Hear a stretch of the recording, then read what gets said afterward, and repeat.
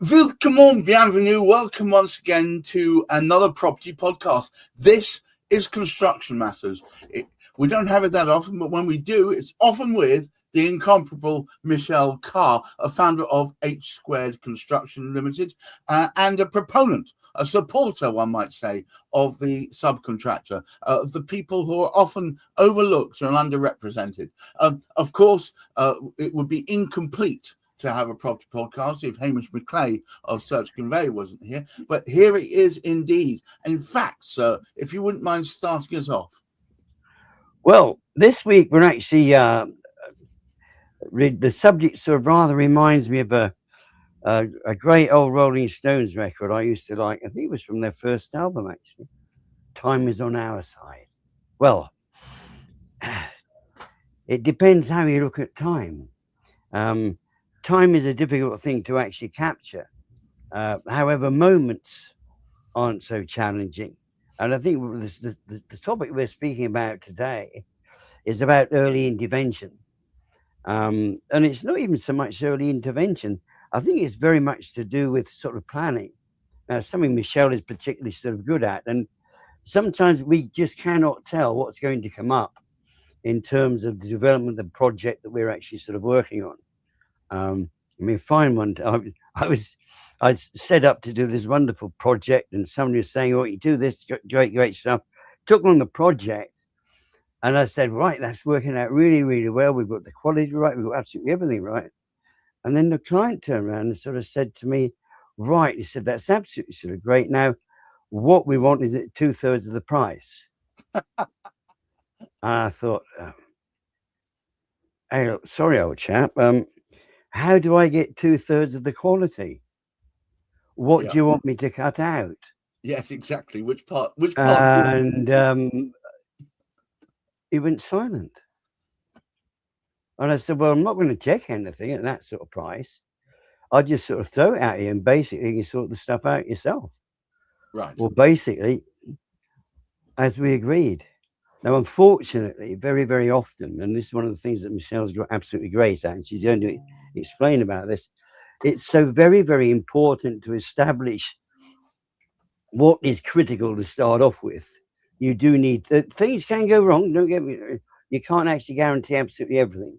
However, the better planned events are, particularly to do with construction, the more effective it can be. And the longer we leave it, it's a little bit like sort of any sort of ill ease, like disease. The longer we leave it, the harder it is to recover. And that's what we're speaking about today.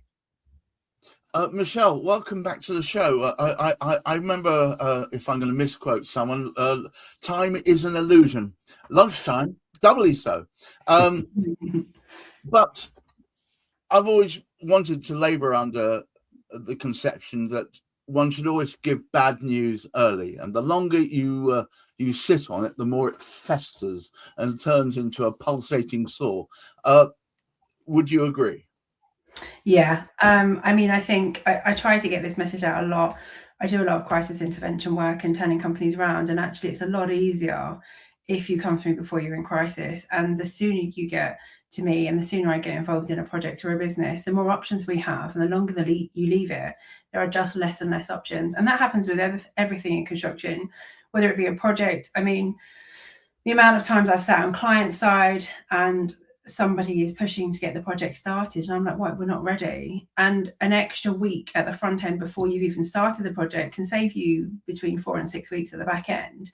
And bearing in mind, once you've started a project, that's when your prelim costs start. And it's never made sense to me. But definitely, the earlier that you look at something, the better it is. The more, well, you just have more options. Do you find that people like to labour on with their head in the sand until people shake the cage so roughly that they have to take notice? Well, I call it lastminute.com disease. And there is a bit of a toxic positivity in construction. And I think because we're an industry that's very good at pulling it out of the bag. What do you mean? Like, it'll all be all right on the night sort of It's going to be okay. We'll figure it out. It will be okay. It'll be okay. It'll be okay. And with some businesses that I've spoken to that I've known for a number of years, like, we need to do something. yeah, we're okay. We need to do something. And then I get a phone call, they've got a winding up order. And often it's way too late. Or they've got an adjudication, or they've got a number of debt collectors after them, or whatever it may be. They've got all these things going wrong. Or payment an issue. I mean, most people come to me with a cash flow problem, and it's very rarely anything to do with cash flow. It's to do with the fact that the company just isn't making any money. Right. I mean, in your experience, when people come to you, crisis management, you said, are you able to pull a rabbit from hat, or is it often a way of gracefully bringing them down to earth? So I don't give up very easily.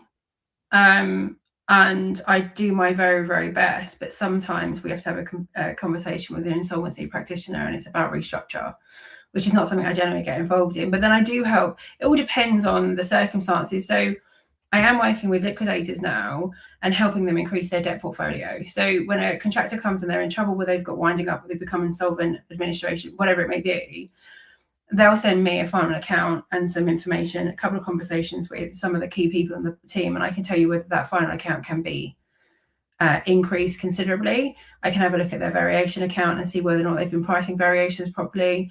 I mean, I can very quickly establish whether I'm going to make a difference, and whether the difference I'm going to make is substantial enough to cover my fee and some. On one occasion, the company didn't have to go into liquidation because I managed to get so much money back from them, from the projects they had ongoing. But it all depends on the situation. So if they're working on a big project and they've been kicked off by the client, or they've become insolvent and their insolvency practitioners have stepped in, or they're too far down the process, and most large construction projects will have step-in rights of some sort, collateral warranties, that kind of thing. And if it's already been taken away, it's very difficult, because once you get to that point, they then have to complete the project, and you're liable for, you will get any money that's left over, but there's never any money left over at that stage of the project if someone else is taking it over. But you may be liable for additional costs. So that's very, very difficult. But if somebody comes to me when their cash flow is really, really tight, their projects are suffering because people are pulling off site, or they might not even pull off site. I mean, what amazes me is how many people I speak to that are owed substantial amount of money and they're still on site. I mean, it baffles me. If you're not getting paid and you're 60, 90, even 120 days or more behind on payments, why are you still on site? Because you're I've seen this before as well. And they're thinking, these guys haven't been paid. Their own subcontractors probably haven't been paid. Why are they still there? It is craziness. So it's about tipping points, isn't it? Mm-hmm.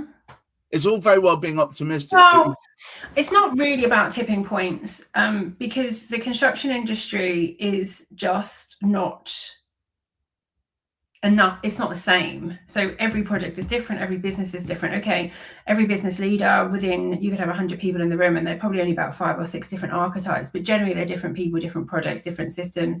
Even if you were building 2 buildings next to each other, they may not have the same ground conditions. They may not have the same design. The sunlight might be different. That would have an effect on, I don't know, the heat in the house, something like that. Like, it's very difficult to have things that are exactly the same in construction, unless obviously you're producing materials. So it's difficult to say this is the point that you need to get somebody in. But the amount of times I've had companies come to me and they're like, oh, we've got £10 million turnover, we're making 20% profit, but we're struggling with cash flow because our clients are paying us late. Okay, how much are you owed? And we go through it, and it's £400,000 or £500,000, substantial amount of money. And I always ask them, well, where's the other 1.5? But if you've got a £10 million turnover and you're making 20% profit, there should be £2 million sitting in the bank. So you've accounted for the 400,000 or 500,000. Where's the rest of it? And normally it transpires that, yes, I get the money from the client most of the time. Find out why they haven't paid. It may just be the fact that they're a bad client. And after a few contractual letters, we get paid, and tend to get paid regularly. I also use the mechanism in a contract. I spend a lot of time negotiating contracts over the last 25 years, so I know how that operates. But ultimately, a lot of the time is that they don't understand the overheads. They're not looking at the right information. They're making decisions based on incorrect information, because no one down the line knows how to present it properly, or how to jobs properly or allocate costs properly. And actually just sometimes presenting data in a very different format shows a very, very different picture. And often that's all I have to do to raise my point. And then I'll find where when you're reporting data and presenting it in a different manner, the holes just literally go, hey, look at me. I'm a big hole that's costing you £500 a week. I mean, I've got a client currently that works in an industry that I'm not that au fait with. They've had massive growth. There's more growth coming. Wants me to take over some of the commercial aspects of the business. And so we agreed that I was going to go and do the valuation. Now this is valuation 3. So I went on site last week. It was great. I really enjoyed it. I've been on site for a little while. But he said to me that he's losing money on the back end. I've seen where they're losing money in week 10. It just doesn't become apparent until the end of the project. So I need to have a conversation with that client saying, actually, we need to do X, Y, Z. This is what we need to do, because actually it's not the back end that you're losing your money. You're losing it right now.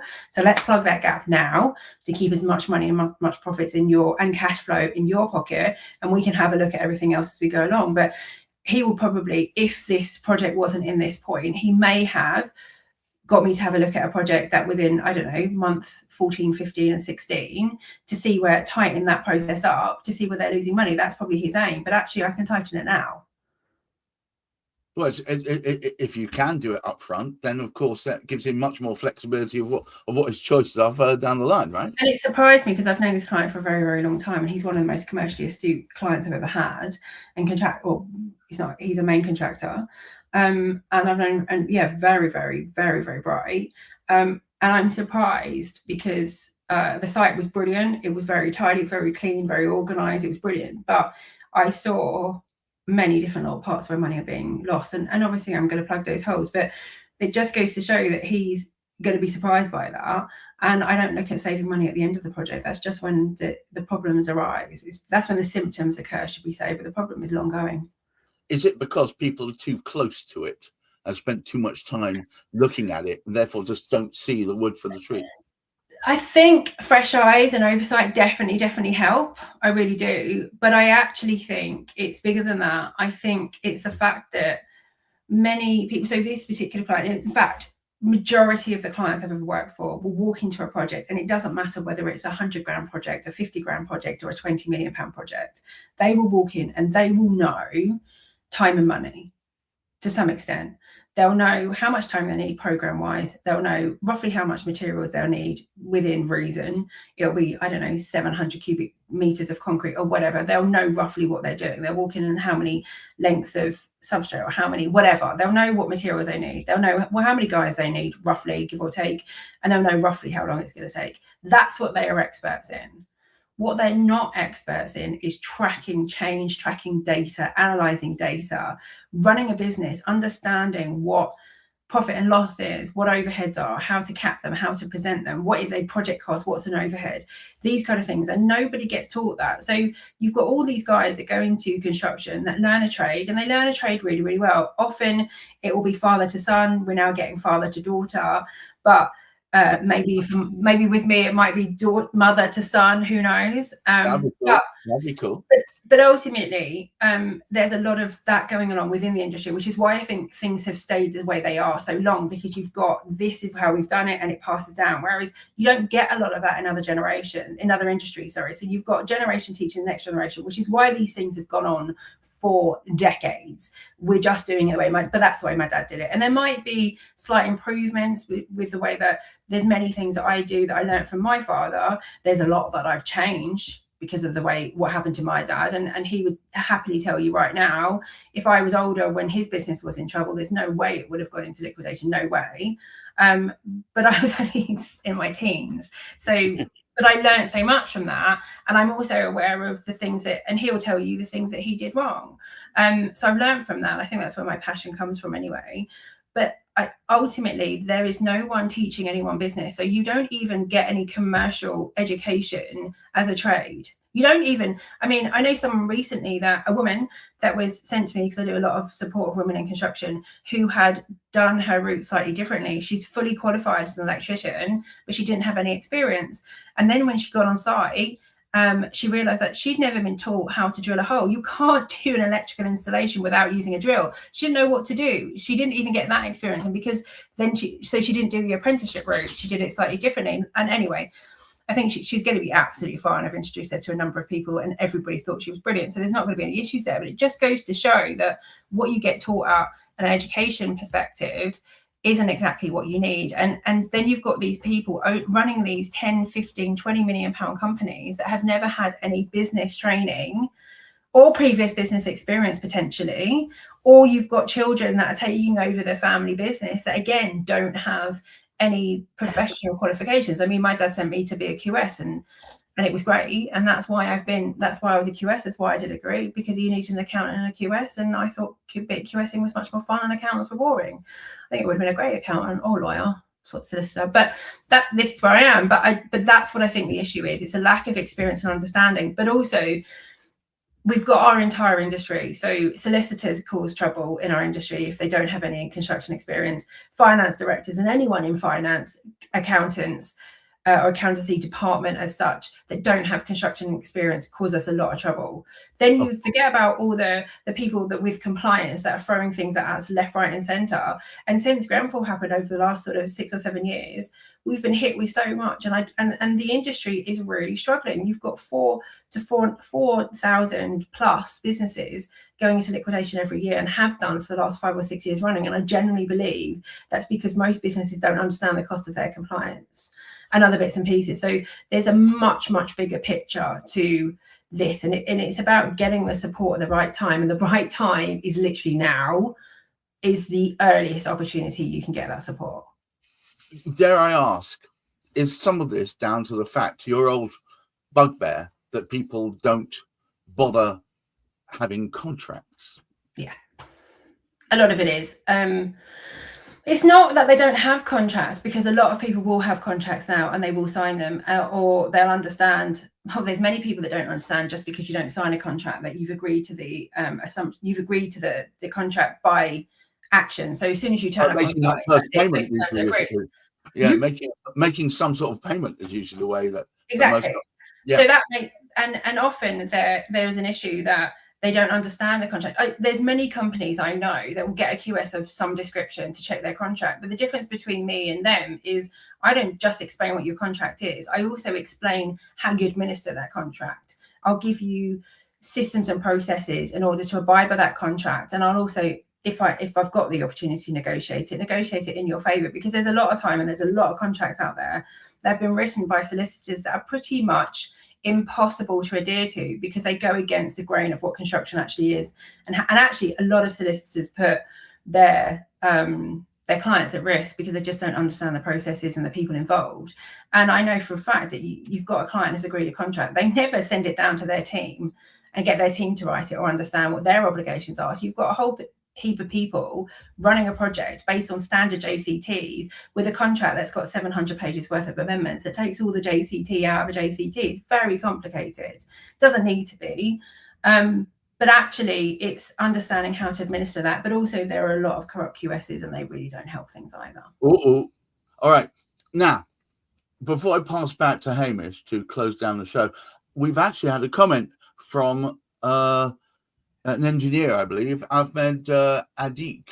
Thank you. What we need to consider is that most contracts are prepared based on an assumed profit margin around 20%. So let me read it, and then you just give us some brief comments, if you wouldn't mind. However, when the project reaches the construction stage, the actual profit may become much lower due to changes, unexpected costs, and design modifications. Another important point is that many clients want to see detailed drawings and 3D visualization before construction begins. In many cases, they trust the 3D visualization more than the 2D plans. So there are some elements of truth in that. So, I mean, I don't work on projects that are on a 20%, because if you're looking at a 30 million pound project, you've got no chance of making that kind of return. I do know a lot of contractors that will send out they'll send out all their procurement and they'll send out their tenders and they'll add 20% as a markup. But the markup is not just overhead, it's overhead and profit. And a lot of companies don't really understand the difference. A lot of companies running very successful business or business leaders don't fully understand the difference between overhead and profit, but also the fact that overheads are on a margin based on your turnover. So if your turnover changes, so does your profit and overhead. And a lot of the time they're wasting. I mean, the amount of times I go on sites and you've got, the first thing I have a look at is the schedule with the hiring, and they've got a socket and an extension lead that's been on hire for 89 weeks, which has cost the company about £700. We could have bought that for 50 quid or 30 quid or whatever. Things like that is where a lot of people will save money. And I know where to look and where to save them. But yes, there is a point. There are one of the massive things in construction where the biggest risks are, where people lose money, is not pricing variations properly. Yes. A lot of people don't want to charge the client extra, but ultimately, if the client's not operating in the way that they should be and they're physically preventing you from completing your project, they're making changes at bad minutes, they're giving you poor information, they're not giving you the design information on time, they don't deserve to not. You don't need to be protecting them. They need to be paying more because they're the ones causing the problem. And it's unbelievable how many clients I have that don't want to charge their client extra because they don't want to have it. And I'm like, if you don't charge them extra, there isn't going to be another project because you'll have no business. No, and there's a difference. You don't have to extort them. Quickest way to end up with net zero, isn't it? Exactly. And also, there's so many companies out there that are cutting their costs so low, and then they hit them. They make their money through variation accounts because they know how to price a variation properly. But then you've got the other companies that don't agree with that. They're competing at the lower level for the base rate of the contract, but they're not then getting their money back in the variation. So there is no competition. And that's why they're going bust out of the goodness of their souls, because they're moral people. They don't understand what they need, that's how it needs to be done to some extent. And then also what Ahmed Adik said, there are a lot of clients. Now, high-end resi, when I worked in high-end resi, I would understand that potentially the end user client doesn't necessarily understand a 2D drawing. So what I would do was walk around them on site and say, right, we've got the walls up or whatever it means. Before the first fix is completed, this door is opening this way. Your light switch is here. Your this is there. And every single time, oh, no, the door can't open that way. We've got a piece of furniture going there. Because all they care about is the 3D visuals and the furniture and the end result and the interior design. That's what they buy. They buy the interior design. And ultimately, they don't really care how the walls are made. They don't care. They just care about the end users when it's that kind of client. And it doesn't necessarily have to be domestic. It could be residential, could be a hotel, could be a bar, whatever it may be. They're looking at the aesthetics. And going back to what you said earlier, Hamish, about value engineering, for me, value engineering is getting the most for your buck, like the most money you can for every penny you spend. So if you're not bothered about the doors, the aesthetics of the doors, then unless they need to be a fire door, let's not make a big thing of them. Let's cut that budget. And if they don't have to be solid oak, you don't want them solid, we'll do a veneer. If they don't need to be a fire door, then they won't be a fire door.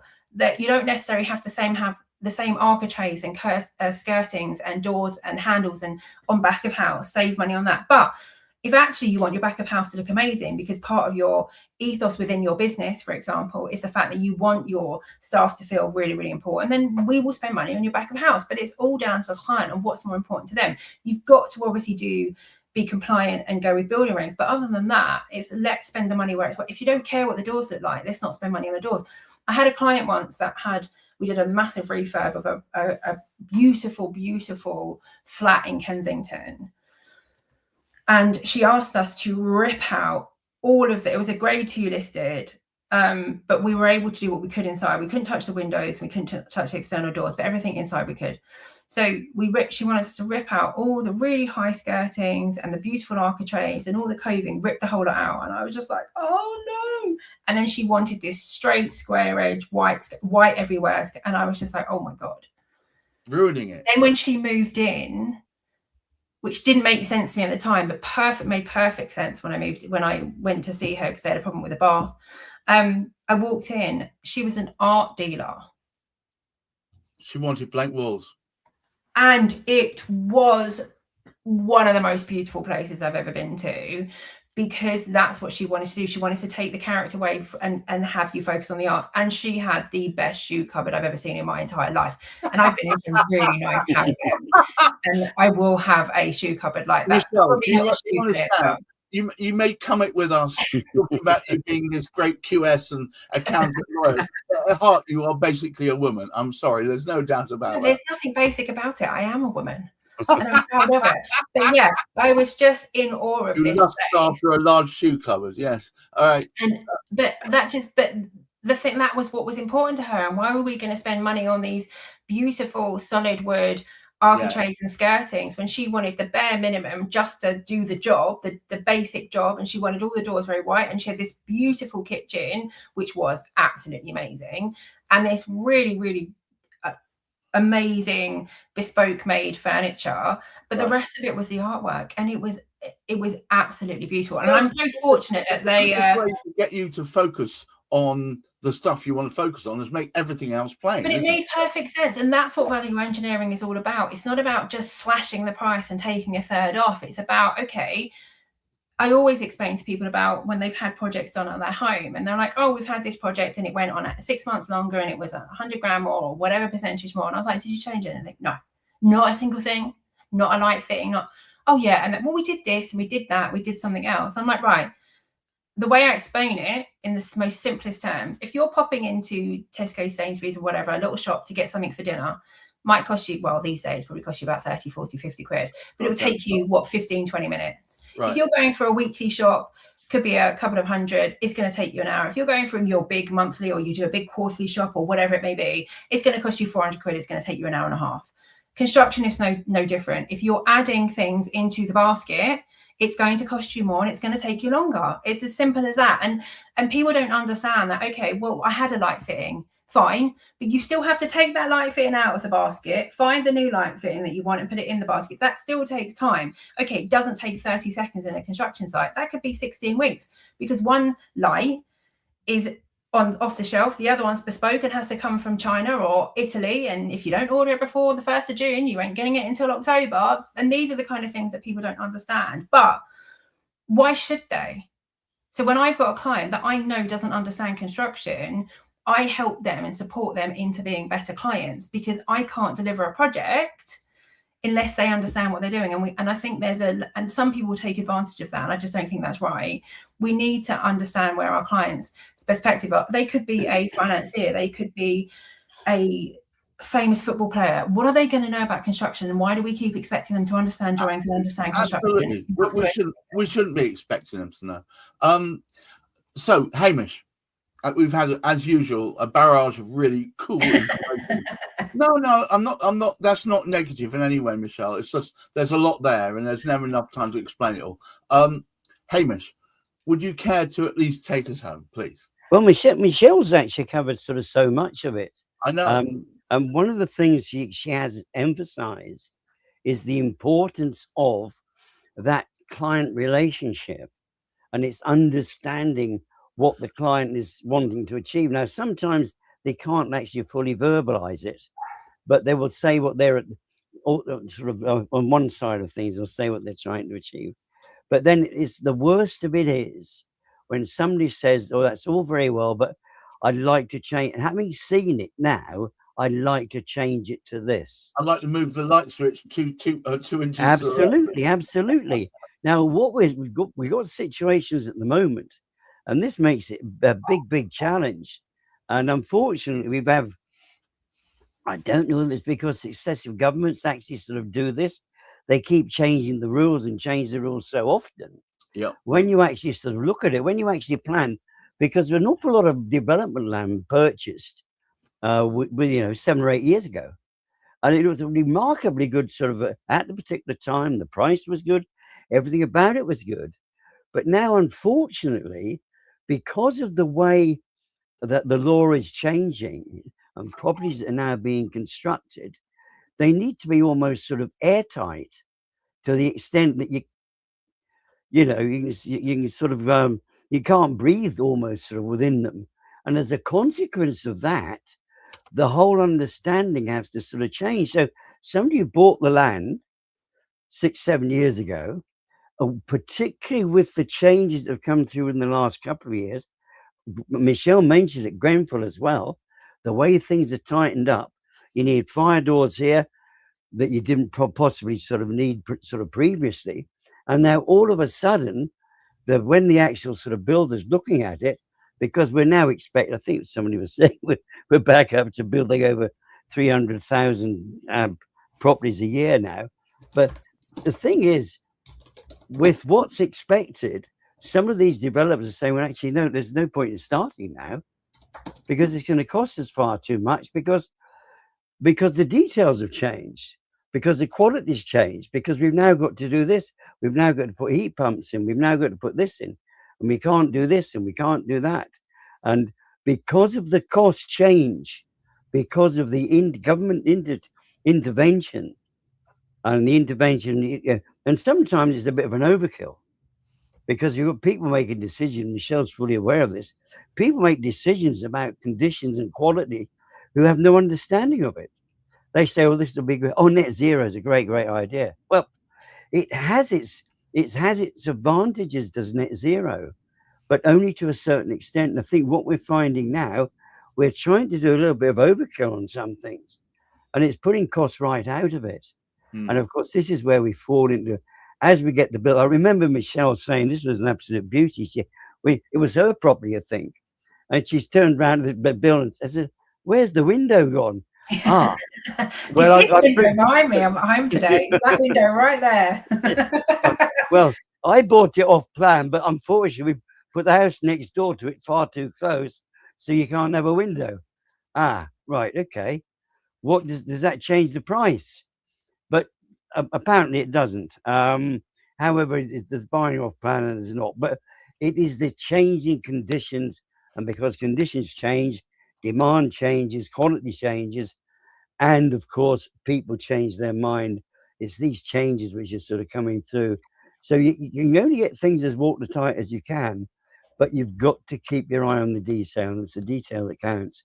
And that's where somebody like Michelle is an absolute sort of star. Yeah, you need somebody like her to keep her eye on that. I could not agree more. Michelle's a bit of a walking encyclopedia of this kind of stuff. We've had many discussions.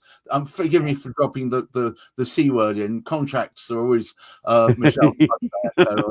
I knew I'm not the only one. Everyone, a lot of people. I knew I could trigger you by dropping that in. I knew I could trigger you. All right.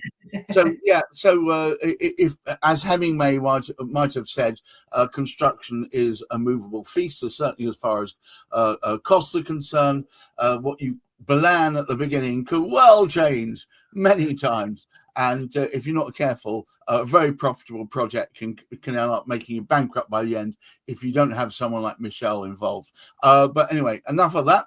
Thank you so much, Michelle, for taking the time out to be here. Always a pleasure. Hamish McClay, of course, set this thing up in the first place. Sage words. And to all of you watching, and thank you for the comments. Thank you, Ahmed. I appreciate your time. And keep watching. We're going to have plenty more of these.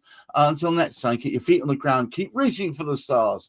And these rather weird and troubling times, look after your mental health. Take care. Bye-bye now.